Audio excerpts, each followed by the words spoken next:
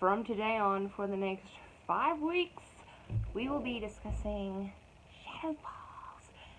The ones in Kylie's point of view. I haven't gotten the race yet. Like, there's Indella's point of view and Miranda. I need to get those books. But I will, soon, when I have money. I don't have that right now. But, okay, so this book, Shadow Falls, the beginning. In other words, we have Born at Midnight and Awake at Dawn in one book. Please excuse the way this book looks. I do have cats and they love eating my books while I'm reading them. So, hold on. Okay. These pages are super thin, I swear. It's like reading the Bible. Born at Midnight, the first book. So we have all been at the wrong place at the wrong time. It's happened to at least every second person that I know or have ever heard of. But for Kylie Galen, it kind of worked out a bit differently. She's going through a bit of a rough time. Her nana just died. Her parents are getting a divorce. She really loves her dad. Her mom's a bit cold. And then she decides to go to a party with her best friend, Sarah. While at the party, her ex-boyfriend shows up, who broke up with her because she wouldn't have sex. And he shows up with this bimbo of a woman, girl, teenager, I don't know, whole bag. And Kylie doesn't drink or do drugs. She's actually a really, really good person, a really good girl. But there were drugs and alcohol at the party, and the cops showed up. Isn't that just lovely? Now, Kylie's already seeing a shrink because of everything going on with her parental units. And she was taken to jail because just the fact that there were drugs and stuff, she didn't actually do them. They screened her. She wasn't positive for anything. So she went home, but her mom's like, sorry, you've let me down. How could you go to a party where there's drugs and alcohol? Your shrink, Miss Day, told me about a camp for troubled teens, and you're going. No matter how much Kylie tries to persist that she doesn't need to go to a camp for troubled teens, a few days later, her mother ships her off. Have I mentioned that Kylie has a stalker only she can see? Yeah, she names him Soldier Dude because he's wearing army guards. Yeah, you can kind of see why Rain's send her to a shrink. I'm pretty sure if I tell you guys, hey, look, this is my friend Roger, I can see him, but you can't, you'll think I'm crazy. So I think her mom was like, nah, you're going to a shrink. On the bus, we meet a few interesting characters. A girl with multicolored hair, green, black, and pink, that has a pet toad that just randomly disappears, and Kylie's scared to death that she's going to step on the thing or it's going to jump on her lap. A very pale girl with long black hair wearing sunglasses. A blonde boy whose eyes keep changing color. A girl dressed in all goth, and a guy, tall, dark, handsome, with green eyes with speckles of gold in them. When we finally get to a stop before they get to the camp itself, just at a convenience store to buy some stuff, she accidentally touches the arm of Pale Girl, and she's ice cold. And they look at her and kind of do like this. With the eyebrows. Yeah. And she can't figure, what the hell are these people doing? Like, where's my mother sending me to? A camp full of freaks? And we get to Shadow Falls. Derek introduces himself. He's the guy with the green eyes with the gold flakes, and gives her her change that she forgot at the convenience store. Go into a gathering hall, I suppose it's called, where we meet Holiday. She is the camp leader, and co-camp leader Sky, Peacemaker. Holiday is a fairy, Sky is a werewolf. Kylie doesn't know what the hell is going on, because everyone's looking at her, doing the twitchy eyebrows thing, and eventually a girl actually raises her hand and is like, Well, I have a question, and it's like not about the rules, but what the hell is she doing here? And everyone looks at Kylie, and she's freaking the fuck out, which I don't blame her. There's this entire freaking room full of people looking at you like this. I would be like, am I in the X-Files here? This is kind of creepy. So, all the people that's been there before, they get to go outside, and then the newbies stay inside, and Holiday says, okay, those of you who know why you're here, you can go out. There's someone waiting outside for you to give you your cabin number and schedules. Those of you who don't know why you're here, move to the left. And Kylie actually tries to go with the people that know why they're here. And Holiday's like, Kylie, I don't think you know why you're here. You should follow me. But she's like, I know why I'm here. It's because I was at a party where drugs were found. And everybody's like, is it because my parents are getting a divorce? Yeah, some of the kids are mean in this book. And Holiday's like, no. They go to Holiday's office, and she reveals that all the legends we think are just myths are true. There are vampires, witches, werewolves, fairies, elves, and shapeshifters. There can always also be angels and demons. Kylie isn't one of those, just by the by. Kylie doesn't believe a word of what Holiday is saying. So Holiday calls in Perry. He's the guy that's eyes kept changing color. Sorry. Because Kylie's like, okay, I want proof.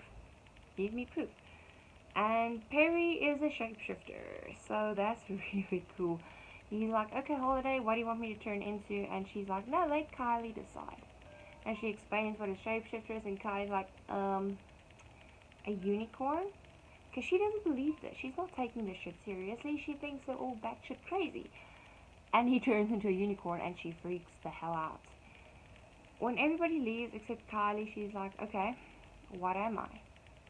And nobody knows what she is. Holiday's like, we don't know what you are yet. It should be your quest.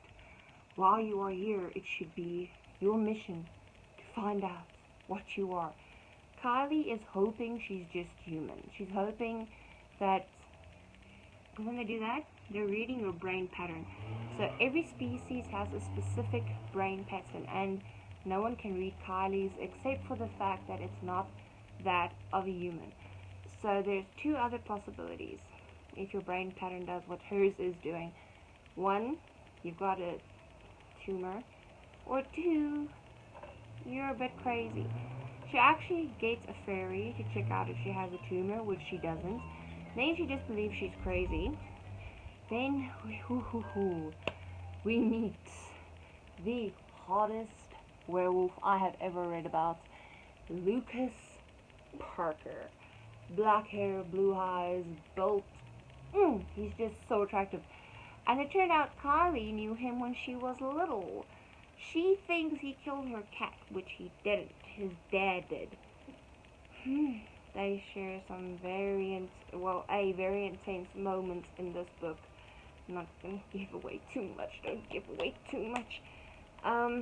But Lucas has to leave because the FRU, Foreign Research Unit, by the way, is like FBI for supernaturals. Animals are going missing at the wildlife park, and when they're found, they're drained of blood.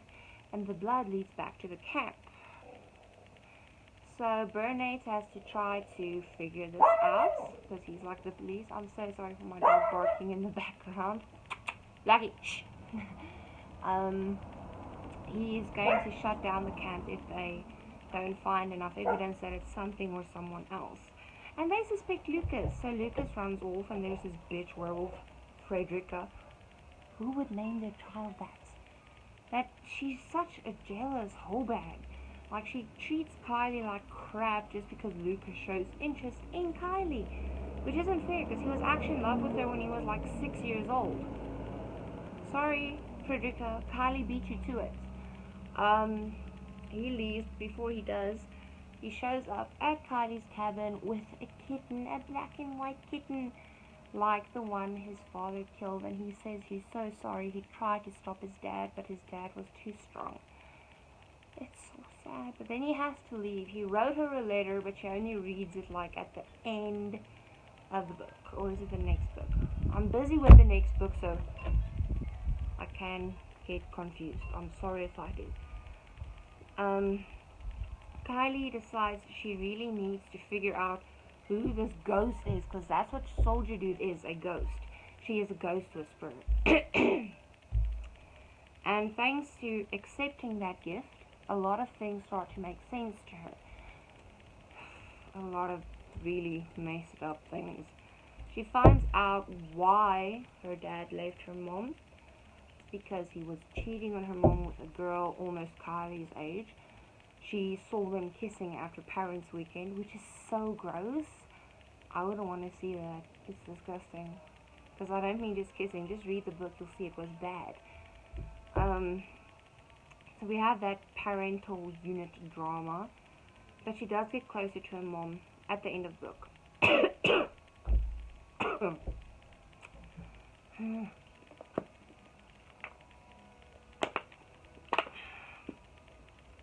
Kylie feels she finally found a place to fit in, where she can be friends with Della, the pale girl, which turns out to be a vampire, and Miranda, the multicolored hair girl, which turns out to be a witch. They get really close in the first book, and that friendship continues to grow during the series. And it's just, she feels safe. She feels like, okay, maybe I am not entirely human. Maybe I need to stay a bit longer and try to figure it out. But if she wants to do that, the camp cannot close down. So she comes up with a plan, because there was a lion in her bedroom. Yeah, someone put a lion in her bedroom, and it almost ate her. But then the ghost, Soldier Dude, whose name is actually Daniel Brighton, showed up and he helped her. And then Derek came, and because he's Fae, he can kind of read emotions and stuff. That's why Kylie doesn't really trust her feelings for him, because she's afraid he's manipulating her emotions when they're together. This is an insecurity that lasts quite a while. Yeah, quite a while. But I don't know, Derek is too pushy for me. He pushes the relationship onto her way too much, which we'll discuss next week in the next part of the book, because that's when I really get irritated with him.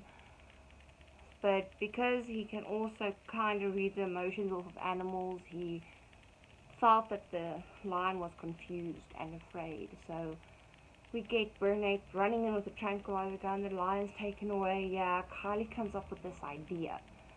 Okay, so Derek, the lion basically spoke to you. Why don't we go to the park and ask the animals what's going on?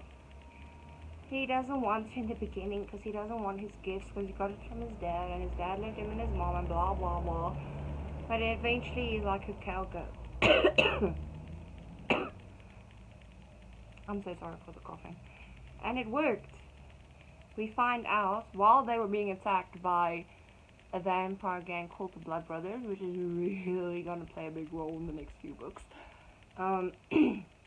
that Sky, Peacemaker, was helping the gang kill off the animals to try to frame Shadow Falls, because they have her sister, and they were like, if you're not going to help us, we're going to kill your sister. Sky gets locked up, the camp gets to be turned into Shadow Falls Academy, because then they don't have to go home. A lot of the, especially like Dalash, everything changed when she changed. Her family cannot accept her, so for a lot of the species, it's going to be so much nicer to just stay in Shadow Falls, which they love. We get to the end of the book where Kylie talks to her mom, and she finally has the courage to ask her mother about her real dad. In other words, Daniel Brighton, the ghost, was Kylie's real father. He died before she was born, before he and her mom could get married, which is really sad, but it makes sense.